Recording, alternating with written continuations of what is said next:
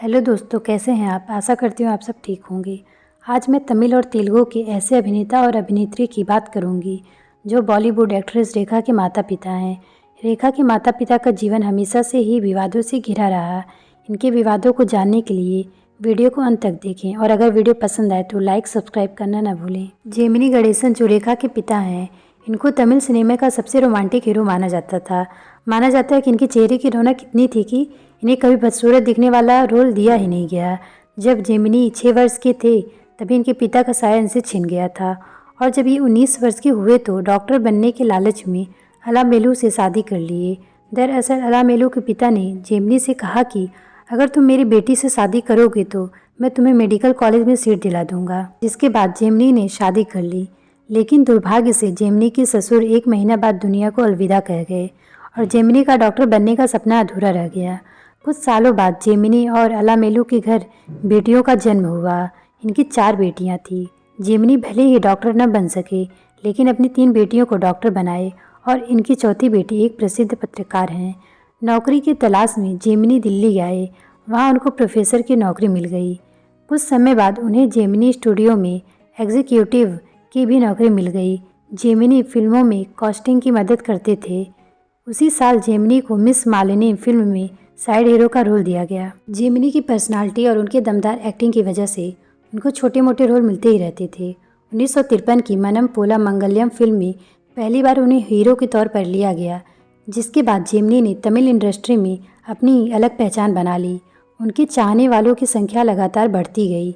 Gemini अपने fans को बेहद स्पेशल मानते थे। वो अपने फैंस के लिए समय निकालते और अगर उनसे कोई मिलने स्टूडियो आता तो वे घंटों बातें किया करते थे। जेमिनी की पॉपुलैरिटी इस कदर थी कि लोग उनकी एक झलक के लिए तरसते थे। एक बार जेमिनी श्रीलंका में किसी कल्चरल प्रोग्राम के लिए गए थे। उन्हें एयरपोर्ट से लेने आने वालों की संख्या हजारों में थी, जिसके बाद श्रीलंका के हर अखबार पर सिर्फ जेमिनी की तस्वीर दिखाई थी। जेमिनी का फिटनेस ऐसा था कि वो फिल्म मिसम्मा में दूसरी मंजिल से छलांग लगाए थे। फिट रहने के लिए जेमिनी सुबह के समय ज़्यादातर बैडमिंटन, गोल्फ और टेनिस के साथ समय बिताते थे। फिल्म कनावा नाए थिवम को जेमिनी करना चाहते थे, लेकिन जेमिनी के चेहरे की रौनक देखकर कनावा नाए थिवम फिल्म के मेकर्स ने जेमिनी को फिल्म में लेने से इनकार कर दिया था। दरअसल फिल्म के मेकर्स को इस फिल्म में एक कुरूप बौने के किरदार के लिए हीरो चाहिए था, लेकिन वो नहीं चाहते थे कि हैंडसम जेमिनी को उनके फैंस क्रूप दशा में देखें। जब जेमिनी को पता चला कि मेकर्स इस फिल्म में उन्हें कास्ट नहीं करेंगे तो वो एक कुरूप व्यक्ति का रूप लेकर प्रोड्यूसर के घर पहुंच गए और अपने बोलने के अंदाज को परिवर्तित कर प्रोड्यूसर को परेशान करने लगे। प्रोड्यूसर ने परेशान होकर पुलिस को बुलाने का निर्णय किया तो जेमिनी ने हंसते हुए अपना परिचय दिया, जिसके बाद उस फिल्म में कुरूप बौने का किरदार जेमिनी को ही करने को मिला। अब बात करते हैं पुष्पावल्ली की, जो बॉलीवुड की अभिनेत्री रेखा की माँ हैं। पुष्पावल्ली भी तमिल और तेलुगु सिनेमा की एक लोकप्रिय अभिनेत्री थी, जिसने 9 साल की ही उम्र में फिल्म की दुनिया में कदम रख दिया था। बड़े पर्दे पर सीता का किरदार निभाने वाली सबसे पहली अभिनेत्री पुष्पावल्ली ही हैं। उन्होंने 1940 में IV रंगाचारी से शादी की थी, जो कि एक वकील थे। इन दोनों से इनके 2 बच्चे हुए। अपनी पहली शादी के 6 साल बाद पुष्पावल्ली ने पति से अलग रहने का फैसला किया।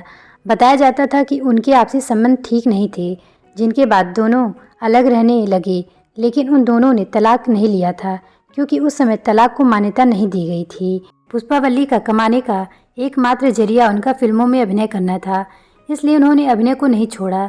फिल्म मिस मालिनी में पुष्पावल्ली और जेमिनी गणेश की मुलाकात हुई थी।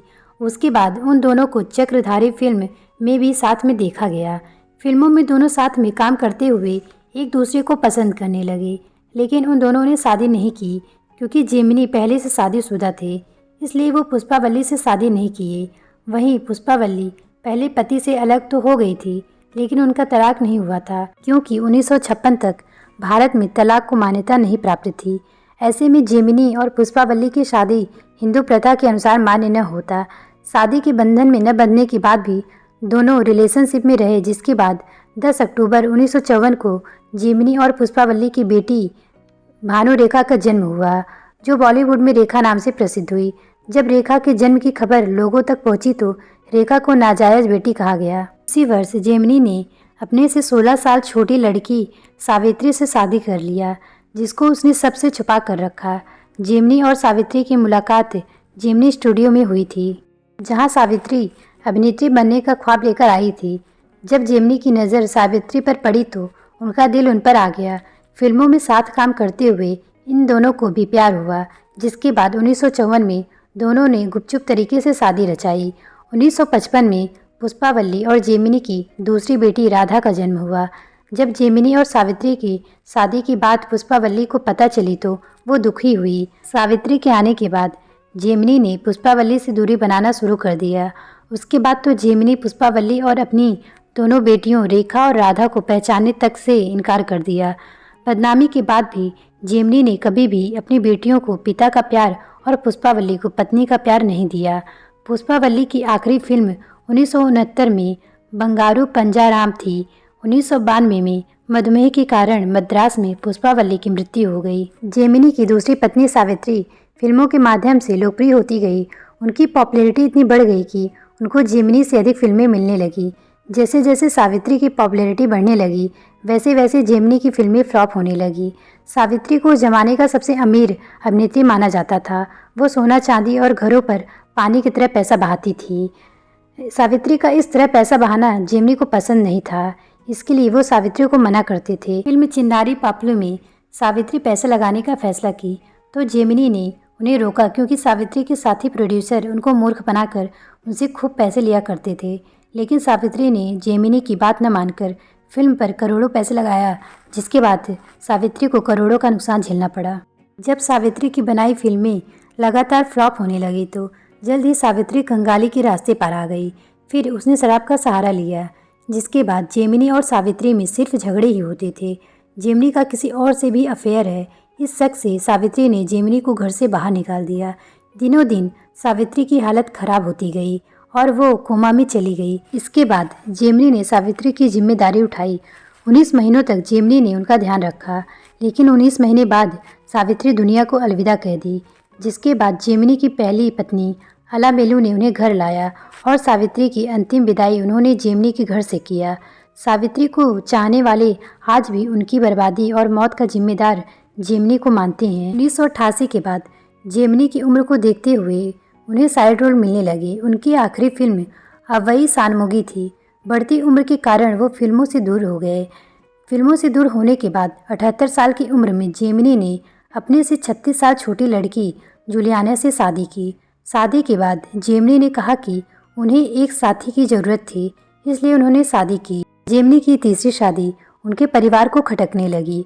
उन्होंने जूलियाना पर आरोप लगाया कि वो पैसे और संपत्ति के लिए शादी की है, जिसके बाद जेमिनी के परिवार उन्हें यूएस लेकर चले गए। जूलियाना भारत में ही रह गई, जिसके बाद उसने जेमिनी के परिवार पर आरोप लगाया कि उन्हें जेमिनी के परिवार से जान का खतरा है। 22 मार्च 2005 को मल्टीपल ऑर्गन फेल होने से जेमिनी गणेशन का चेन्नई में निधन हो गया। इसके आगे की कहानी मैं आपको नेक्स्ट वीडियो में बताऊंगी।